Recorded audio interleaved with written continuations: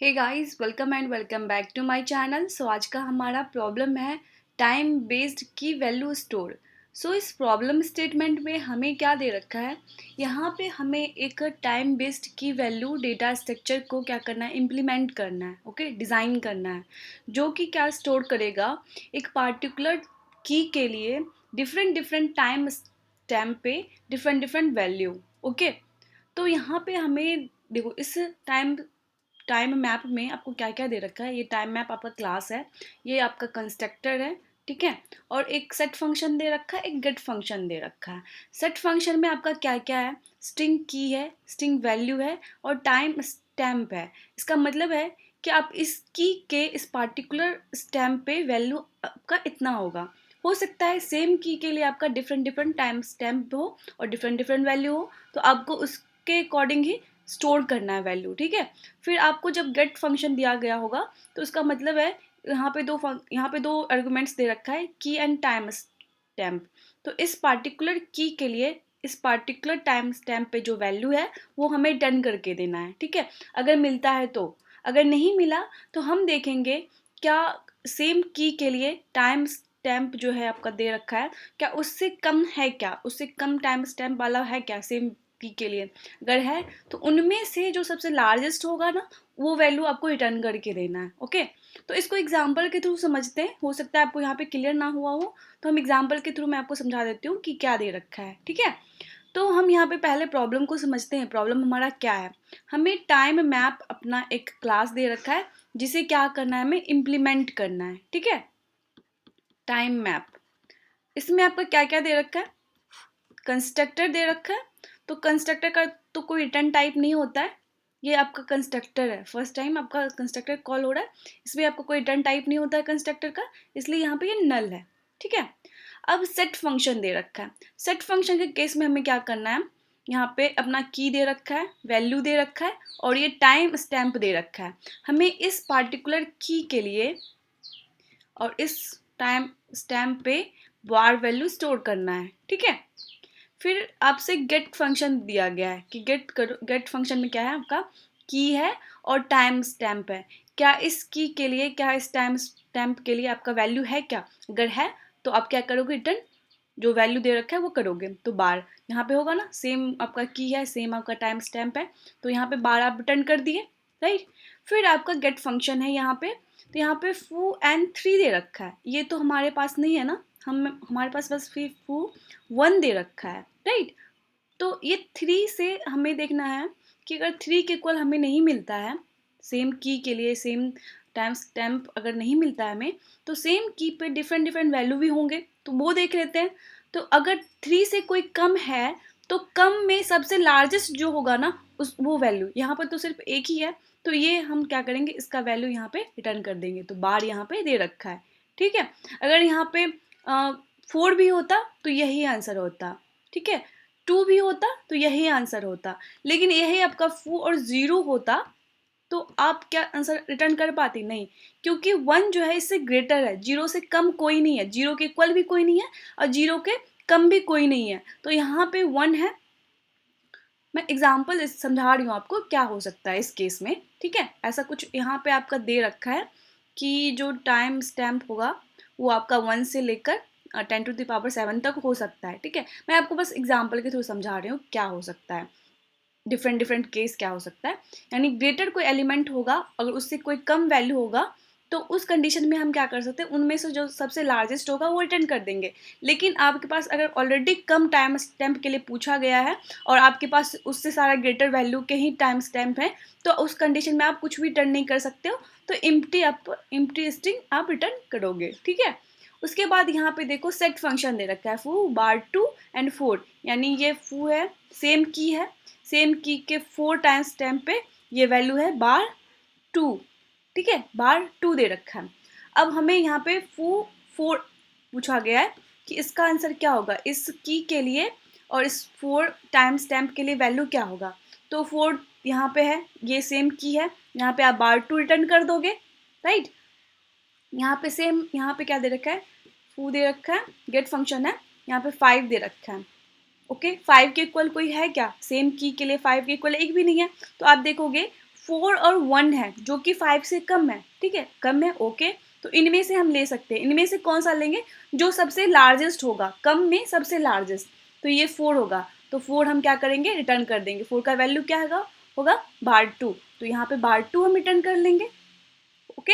I hope आपको समझ में आ गया होगा। यही आपका यहाँ पे क्या होता, 3 होता। 3 के केस में क्या होता, देखो 4 तो इससे ग्रेटर है, ये तो होता नहीं, लेकिन 3 से कोई कम है क्या, हाँ है, 1 है, तो 1 यहाँ पे इसके लिए हम ये रिटर्न करते हैं, बार रिटर्न करते हैं, ओके। तो इस प्रॉब्लम को हम सॉल्व कैसे कर सकते हैं, देखो आपको जो भी टाइम स्टैम्प दे रखा है ना, यहाँ पे आपको कंस्टेंट में दे रखा है, all the timestamp of set are strictly increasing, यानी जितना भी सेट आएगा सेम सेम आपका जो होगा मे बी की होगा, तो उसके लिए आपका जो आएगा इंक्रीजिंग ऑर्डर में ही आएगा, ठीक है, डिक्रीजिंग ऑर्डर में नहीं आएगा। इसका मतलब है कि टाइम स्टैम्प आपका क्या है, इंक्रीजिंग ऑर्डर में ही आपको मिलेगा, ओके। तो इस प्रॉब्लम को हम सॉल्व कैसे कर सकते हैं, यहाँ पे हम क्या करेंगे, एक डेटा स्ट्रक्चर यूज़ करेंगे स्टोर करने के लिए, पहले मैप ऑफ वेक्टर, ठीक है। इसमें हम क्या करेंगे, मैप लेंगे, मैप का फर्स्ट आपका की होगा स्ट्रिंग टाइप का, ओके, और दूसरा हम ले लेंगे यहाँ पे वेक्टर ऑफ पेयर ले लेंगे, ठीक है। जो वैल्यू होगा मैप का वो वेक्टर ऑफ पेयर होगा, फर्स्ट इंटीजर टाइप ले लेते हैं, सेकेंड स्ट्रिंग होगा, ठीक है। तो इसमें हम क्या करने वाले, यहाँ पे हम की स्टोर करेंगे कि इस की के लिए, और वेक्टर में हम यहाँ पे जो फर्स्ट वैल्यू लेने वाले हैं ये आपका होगा टाइम स्टैम्प, ओके, और दूसरा आपका वैल्यू होगा। हम ये क्यों करें मैं वो आपको बताती हूँ, ठीक है। हमें बेसिकली क्या करना है, किसी भी की के लिए टाइम स्टैम्प स्टोर करना है, वैल्यू स्टोर करना है, ठीक है।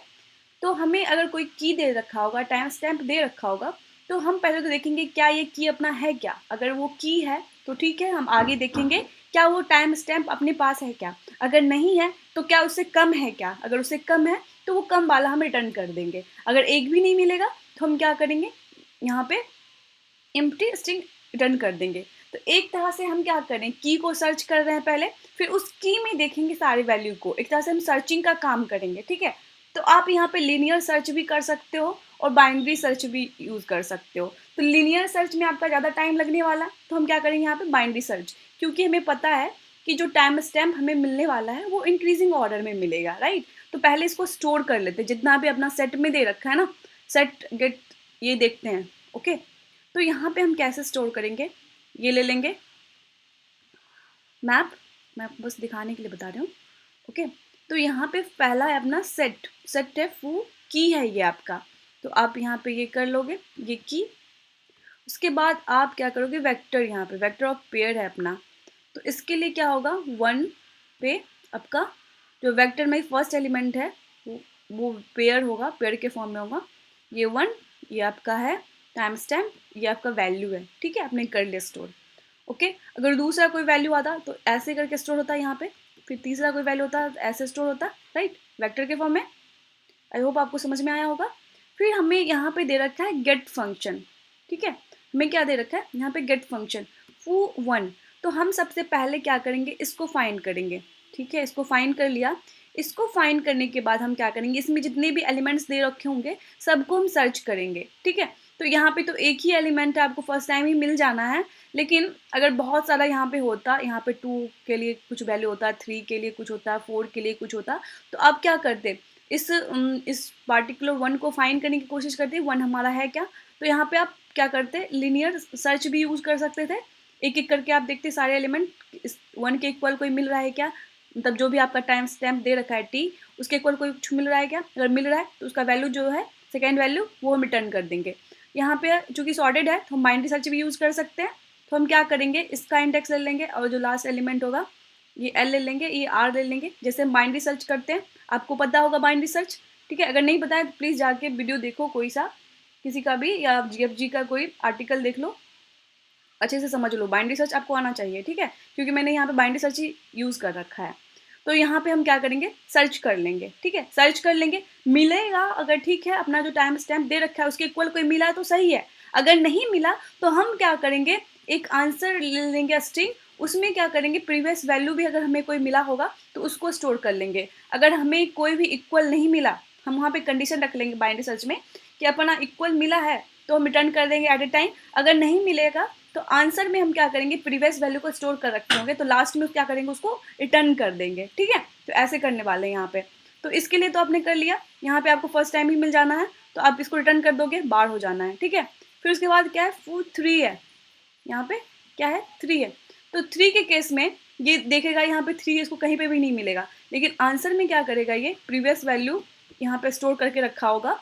मतलब प्रीवियस वैल्यू बोला जाए तो इसे जितना भी कम होगा टाइम स्टैम्प का वो वैल्यू यहाँ पे हम स्टोर करेंगे। ठीक है, चूंकि देखो एल भी यही होगा, आर भी यही होगा आपका, क्योंकि एक ही एलिमेंट है इस केस में, राइट। तो एल और आर इक्वल है तो मिड भी यही होगा, राइट, मिड भी यही होगा। तो मिड के केस में, इस केस में तो इक्वल मिल जाना है, राइट, इस केस में क्या मिलना है, इक्वल मिल जाना है। तो हम एट ए टाइम रिटर्न कर देंगे ये वैल्यू। लेकिन हमें जब 3 के लिए पूछा जाएगा तो एल और आर अपना सेम होगा यहाँ पे, क्योंकि एक ही है, एक ही एलिमेंट्स है। तो मिड के केस में देखेंगे वैल्यू नहीं मिला है, लेकिन लेस देन है इससे।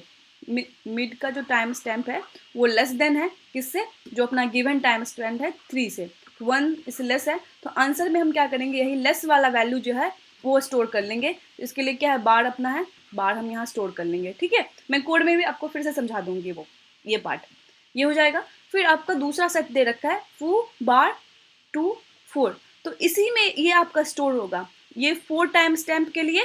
ठीक है, उसके बाद इसका वैल्यू क्या है, बार 2 है, यहाँ पे बार 2 दे रखा है। अब देखो यहाँ पे फू 4 पूछा गया है। ठीक है, अब हमें क्या करना है, इसकी के लिए ये टाइम स्टैम्प पे खोजना है। ठीक है, तो ये आपका लास्ट वैल्यू ये एल होगा, ये आर होगा, राइट, ये 0 और ये 1 इंडेक्स पे। तो हम क्या करेंगे, पहले तो ये की फाइंड करेंगे, क्या फुल नेम से कोई है क्या अपना की, हाँ है। तो हम क्या करेंगे, ठीक है, अब हम देखेंगे इसका, यहाँ पे बाइनरी सर्च लगाएंगे, क्या इस टाइम स्टैम्प से कोई मिलता है। अगर नहीं मिलता है, अगर कम भी कोई मिलता है तो आंसर में हम क्या करेंगे, स्टोर कर लेंगे। ठीक है, आंसर में हम क्या करेंगे, स्टोर कर लेंगे। तो एल यहाँ पे अपना क्या होगा, इस केस में एल आपका होगा 0 और आर क्या होगा अपना 1। तो मिड क्या होगा अपना, ये 0। ठीक है, मिड क्या होगा, यहाँ पे 0 होगा। तो हम यहाँ पे देखेंगे कि मिड 0 यानी 0 इंडेक्स पे क्या है अपना 1 है। ठीक है, और ये क्या है आपका बार वैल्यू है। और चूंकि ये 1 है और हमें 4 के लिए पूछा गया है, जो कि क्या है, कम है अपना, राइट। ये जो मिड पे जो है ये 1 है, 1 टाइम स्टैम्प है, और हमें 4 के लिए पूछा गया है जो कि कम है। तो हम क्या करेंगे, एल को मिड प्लस 1 कर लेंगे, यानी एल आपका क्या हो जाएगा, 0 + 1 यानी 1 हो जाएगा, 1 हो गया, राइट। तो फिर अब फिर मिड फाइंड करोगे, 1 + 1/2, फिर ये 1 निकलेगा। तो 1 पे जाओगे तो देखोगे यस ये 4 के इक्वल है। फिर इस मिड पे आपका 4 और ये टाइम स्टैम्प भी पूछा गया है 4 के लिए। ओके, तो हम क्या करेंगे, ये वैल्यू रिटर्न कर देंगे बार 2। तो यहाँ पे अपना क्या मिल जाएगा, बार 2 मिल जाएगा। ठीक है, ये हो गया। फिर आपका यहाँ पे 5 के लिए पूछा गया है, तो 5 के लिए जब पूछा जाएगा तो आप क्या करोगे, देखो यहाँ पे सेम केस होगा, आपको क्या मिलेगा, 1 मिलेगा। पहले आपको क्या मिलेगा, सॉरी पहले 0 + 1 करोगे, मैं थोड़ा मैसेज कर दी हूँ काफ़ी,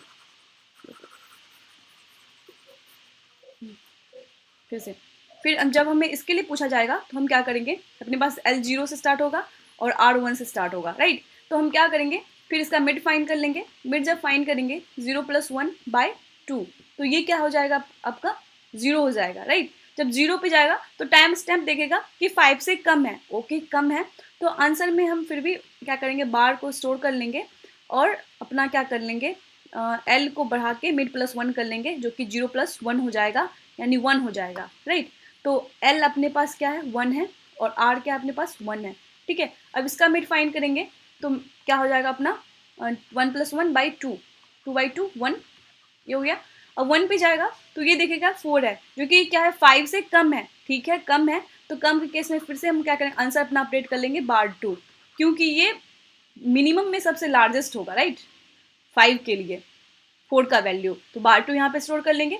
हमें इक्वल तो मिला नहीं, एट ए टाइम तो रिटर्न नहीं होगा, लेकिन हम लास्टली जो रिटर्न करेंगे आंसर को, तो आंसर रिटर्न बार 2 करेगा, राइट। तो अब हम आते हैं कोड वाले पार्ट पे। देखो यहाँ पे हमने क्या करा है, यहाँ पे हमने एक मैप ले लिया है। यहाँ पे फर्स्ट आपका स्ट्रिंग टाइप है, दूसरा आपका vector, pair of in pair है जिसमें इंटीजर है फर्स्ट टाइप और सेकेंड है स्ट्रिंग। ठीक है, हम क्या करेंगे जब सेट फंक्शन आएगा तो सेट फंक्शन के केस में हमें सेट करना है, तो हम मैप में की ले लेंगे और पुश बैक कर देंगे पेयर। टाइम स्टैम्प पहला होगा, दूसरा होगा आपका वैल्यू। ठीक है, कर दिया।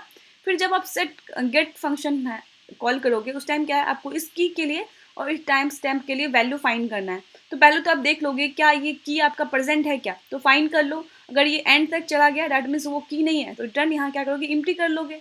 ठीक है, अगर ये नहीं मिला होगा तो पक्का होगा ही की, तो आप क्या करो, एल जीरो ले लो, जीरो से स्टार्ट करोगे ना एल, और आर ले लो, एम पी की, जो की आपको ढूंढना है, की डॉट साइज, मतलब जो जिस की पे जितना भी वैल्यू होगा तो वो वेक्टर आपको मिलेगा है ना। दूसरा वैल्यू क्या है इसका, मैप का दूसरा वैल्यू वेक्टर है, तो वेक्टर का जो साइज होगा -1 आर, आपको आर मिल जाना है। राइट, ये जो वेक्टर है, वेक्टर में आप स्टोर कर रहे हो वैल्यू, ये दोनों वैल्यू स्टोर किए थे, तो इसका साइज क्या होगा, 2, 2 - 1 1, तो आर मिल जाएगा। राइट, तो मिल गया। फिर आप पहले तो चेक कर लो क्या आपका जो मैप में जो की जीरो इंडेक्स पे मैप के पार्टिकुलर की के जीरो इंडेक्स का फर्स्ट वैल्यू क्या टाइम स्टैम्प से ज़्यादा है क्या। दैट मीन्स जितना भी वैल्यू होगा उससे ज़्यादा ही होगा। राइट, जो आप जिसके लिए आप ढूंढ रहे हो उससे ज़्यादा वैल्यू अगर फर्स्ट एलिमेंट ही है, तो ये तो इंक्रीमेंट में दे रखा है, इंक्रीजिंग ऑर्डर में, तो इंक्रीजिंग ऑर्डर में दे रखा है तो सारा वैल्यू तो उससे ग्रेटर ही होगा। तो उस कंडीशन में हम क्या करेंगे, रिटर्न एम्प्टी कर लेंगे, क्योंकि हमें इसके लेस देन या इक्वल कोई मिलने नहीं वाला है। ठीक है, फर्स्ट वैल्यू हमने चेक कर लिया पहले, इसलिए ठीक है कर लिया। अगर ये भी फुलफिल नहीं हुआ तो हम आगे बढ़ के देखेंगे। स्ट्रिंग एनएस आंसर रख लेंगे। ठीक है, अब हम क्या करेंगे, यहाँ पे बाइनरी सर्च यूज करेंगे। L less than equals to R, mid find कर लेंगे, L plus R minus L by 2। Okay, so यहाँ पे हम क्या करेंगे, इस की के इस इंडेक्स पे फर्स्ट वैल्यू देखेंगे क्या इक्वल्स टू टाइम स्टैम्प है क्या, अगर है तो एट ए टाइम रिटर्न कर देंगे एम पी की mid dot second. Second value चाहिए ना हमें पेयर का, फर्स्ट वैल्यू आपका क्या है, टाइम स्टैम्प है, और सेकेंड वैल्यू आपका जो वैल्यू दे रखा है वो होगा। राइट, वो ही हमें चाहिए, तो यहाँ पे हम रिटर्न कर लेंगे। अगर ये भी केस आपका फुलफिल नहीं हुआ तो हम यहाँ पे चेक करेंगे क्या वो टाइम स्टैम्प से लेस देन है क्या, जो आप जिसको देख रहे हो मिड पे, तो लेस देन है तो आंसर में क्या करो, पहले इसको अपडेट कर दो आंसर को, फिर एल को क्या करो मिड प्लस 1 कर लो। अगर ये भी कंडीशन फुलफिल नहीं हो रहा है तो आर को क्या करो मिड -1 कर लो। ठीक है, तो ये बाइनरी सर्च हो गया आपका। अगर लास्ट में ये कहीं पे भी फुलफिल नहीं हुआ होगा, इक्वल्स टू अगर नहीं मिला होगा आपको, तो आंसर में उसका लेस देन वैल्यू तो यहाँ पे मिल गया होगा, तो आंसर लास्टली क्या करोगे आप, रिटर्न कर दोगे। ओके, आई होप आपको समझ में आया होगा। अगर वीडियो अच्छी लगी हो तो please like share and subscribe कर देना। Thank you.